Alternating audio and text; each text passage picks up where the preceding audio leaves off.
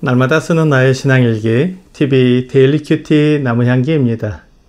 오늘은 요엘 1장 5절에서 12절을 묵상하겠습니다. 취하는 자들아 너희는 깨어 울지어다. 포도주를 마시는 자들아 너희는 울지어다.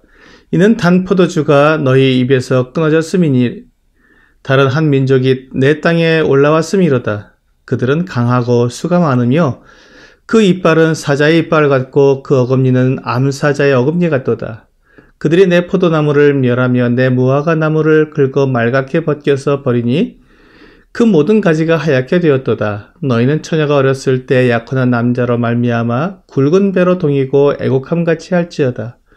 소재와 전제가 여호와의 성전에서 끊어졌고 여호와께 수종두는 제사장은 슬퍼하도다. 밭이 황무하고 토지가 마르니 곡식이 떨어지며 새 포도주가 말랐고 기름이 다하였도다.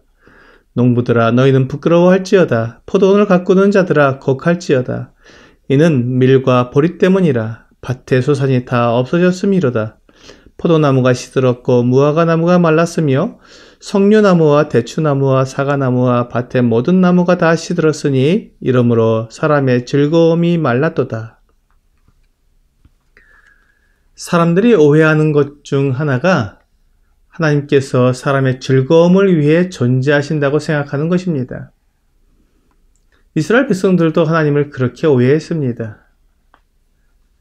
하나님은 이스라엘을 사랑하시고 그들이 먹고 마시고 즐거워하도록 모든 것을 풍족히 공급하시는 하나님이라고 생각했습니다. 이것은 마치 주변 나라들이 우상에 대해 생각하는 것과 크게 다를 바가 없었습니다. 우상을 하나님으로 이름만 바꾸면 그들이 믿고 기도하는 내용이 거의 비슷합니다. 그러므로 하나님께서 백성들을 심판하시는 것입니다. 하나님은 사람들의 즐거움과 쾌락을 위해 존재하시는 분이 아닙니다. 하나님은 만유의 주제이십니다. 하나님은 창조주이시고 만물의 주인이십니다. 우리 인생들의 주인이 바로 하나님이십니다. 그러므로 하나님께서 사람을 위해 존재한다고 생각하는 것은 너무 큰 오해입니다. 사실 사람이 하나님을 위해 존재하는 것입니다. 그러나 사람들이 사탄의 유혹을 받아 하나님처럼 되고자 하는 죄를 짓고 그 죄악된 마음이 계속 사람들을 유혹해서 하나님을 나의 중심에서 밀어내고 그 자리에 내가 앉아 있는 것입니다. 내 마음의 중심에 내가 있기 때문에 하나님도 나를 위해 존재하시는 분이 되고 말았습니다. 사람들은 말합니다. 내가 없으면 하나님이 무슨 소용이냐. 그러나 이것은 하나님의 이름을 망령되게 일컫는 것입니다. 넋이 빠진 사람처럼 제정신이 아니라는 말입니다.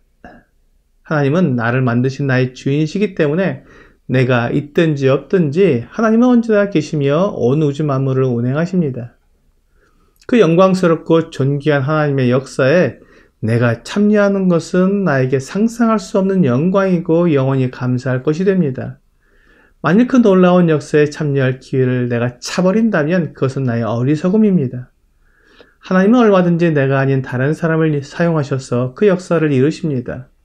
하지만 나에게 주어진 그 기회를 잃어버리면 그것은 다시 되돌릴 수 없는 후회가 될 것입니다. 하나님은 본문에서 메뚜기 떼가 올라오는 것을 한 민족에 올라오는 것이라고 말씀하셨습니다. 그 메뚜기 떼가 포도나무와 무화과 나무를 긁어 말갛게 벗겨버렸기 때문에 이제 아무것도 남지 않게 되었습니다. 포도주를 마시고 취하는 자들에게 하나님께서 경고하십니다. 그들의 육체의 즐거움을 위해 포도주를 마시고 웃고 떠들었지만 이제 하나님께서 메뚜기 떼를 통해 그것을 끊으셨습니다. 결혼식에서 포도주도 남지 않았습니다. 그래서 마치 약혼한 남자가 결혼식을 올리기도 전에 죽은 것처럼 슬피 울며 애곡하라고 말씀하셨습니다. 자기 육체의 즐거움을 위해 살고 하나님의 영광을 위해 살지 않은 사람의 결과가 바로 이것입니다. 이제 하나님께 소재와 전제를 드릴 것도 남지 않았습니다. 이스라엘 백성들은 오전 9시에 아침 번제를, 오후 3시에 오후 번제를 드렸습니다. 이때 고운 가루를 드리는 소재와 그 제물 위에 붓는 포도주 전제가 있었는데 이 매일 드리는 상번제를 드릴 수 없게 된 것입니다. 그들이 하나님 앞에 상번제를 드림으로 그들이 할 일을 다 했다고 생각했습니다. 그들이 하나님이 원하시는 제사를 드렸으니 이제 내가 할 일이 무엇이냐고 생각했던 것입니다. 그렇게 제사를 드린 후에 그들은 사람의 즐거움을 찾아 마시고 취하고 떠들고 다녔습니다. 그들이 하나님께 제사 드리는 건 역시 그들이 마음껏 사람의 즐거움을 누리기 위한 핑계였습니다. 내가 할 일을 하지 않는 게 아닌데 이렇게 즐겁게 누리는 것이 무슨 문제냐고 주장하는 것입니다. 밭이 황무하고 토지가 말라서 곡식이 떨어지며 포도주가 말랐고 기름도 다 떨어졌습니다. 이러한 재앙, 이 무서운 재앙은 자연재해가 아닙니다. 하나님께서 보내신 한 민족입니다. 강하고 수가 많으며 그 이빨은 사자의 이빨 같고 그 어금니는 암사자의 어금니 같은 닥치는 대로 먹어치우고 무엇이든지 갉아서 부서뜨리는 무서운 민족처럼 메뚜기 떼가 그렇게 올라와서 백성들을 완전히 멸망하게 만들었습니다. 그러므로 이 재앙을 잊어서는 안 되었습니다. 자손에게 전하고 또 그 다음 자손에게 전해서 기억해야 했습니다. 사람이 하나님을 그 중심에 두지 않고 하나님을 마치 사람을 위한 우상처럼 생각하고 내 즐거움을 위해 존재하는 신으로 여겨서 하나님께 감사하지 않고 경배하지 않으며 그저 그들에게 넘치는 포도주와 창고에 가득한 곡식 중에서 하나님께 제사드리는 것으로 만족하는 그들을 하나님께서 심판하신 이 무서운 재앙을 잊지 말고 기억해야 했습니다. 사도 바울은 로마서 12장 2절에서 너희는 이 세대를 본받지 말고 오직 마음을 새롭게 함으로 변화를 받아 하나님의 선하시고 기뻐하시고 온전하신 뜻이 무엇인지 분별하도록 하라 라고 말씀하고 있습니다. 이 세대가 추구하는 것은 육체의 즐거움과 행복입니다. 그들은 일생 동안 그것을 추구하며 살아갑니다. 하지만 예수 그리스도를 믿고 따르는 그리스도의 제자들은 이 세대를 본받지 않습니다.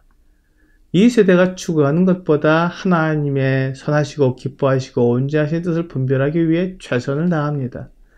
그렇게 하나님의 온전하신 뜻을 분별한 사람들은 자신의 몸을 하나님이 기뻐하시는 거룩한 산 제물로 드립니다. 자신의 몸을 쾌락을 위해 드리는 것이 아니라 하나님께 거룩한 산 제물로 드리는 것입니다. 하나님께서 우리에게 시간과 물질과 건강과 기회를 주시는 것은 내 즐거움을 위한 것이 아니라 하나님께 나 자신을 제물로 드리기 위한 것입니다. 오늘의 적용 질문을 보겠습니다. 하나님께서 우리에게 풍성한 제물을 주신 이유는 무엇입니까? 하나님께서 우리에게 주신 물질과 건강은 하나님의 뜻을 위해 사용하도록 주신 것입니다. 나에게 주신 은사와 재능을 하나님을 위해 사용할 수 있도록 재물과 건강을 주십니다. 오늘 나에게 주신 모든 것들을 나의 즐거움을 위해 사용하는 것이 아니라 하나님의 뜻을 위해 사용하는 여러분과 제가 되기를 주 예수님의 이름으로 기도합니다.